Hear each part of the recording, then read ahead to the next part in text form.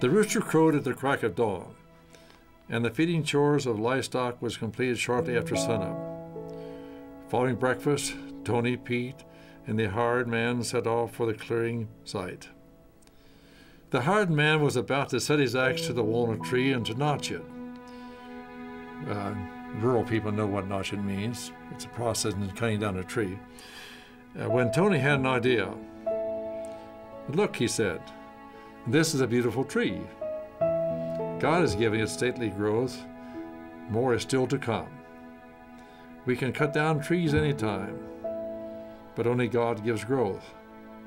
Let's leave this one for the future." The tree remained.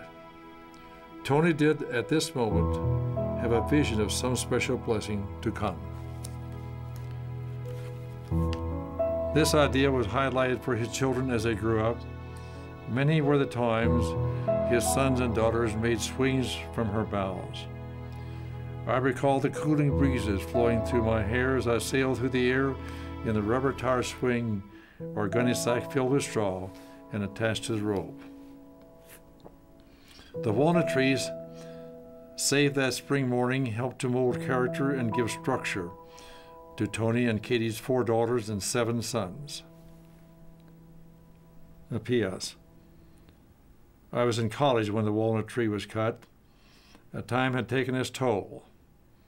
It was hollow in the center, not good for lumber. But its assets rest in providing shelter and a place to play, where girls and boys were instilled with the integrity to become men and women. As I stood on the front porch and looked south, the landscape had changed. An old friend was gone. There was this strange and sad feeling in my being. I said goodbye to an old and faithful friend. As I recall, this is how it all began. Tony and Joseph Gerhardt were walking up the hill toward the Gerhardt home. They had tenderly watered and fed Tony's horses so they could be ready for the return drive to his home of abode about 5 miles southwest of Boonville. With this break of warm sun from the rugged winter weather, the birds came out to announce the early arrival of spring. A robin was sitting on the fence post singing his song. "What is he saying?" asked Tony of Joseph. Joseph coldly looked at Tony and said, "It seems to me he is calling to his mate, that the winter is now gone and it is time to set up housekeeping." Tony thought for a moment and then turned to Joseph and said, "Then it is also springtime in my life, and I need a wife, a life mate, to set up my household. Joseph, will you give your daughter Katie to me in marriage?" On March the 29th, 1910, Anton Henry Schler and Catherine Barbara Gerhardt stood before the altar of St. John's Evangelical Church, Billingsville.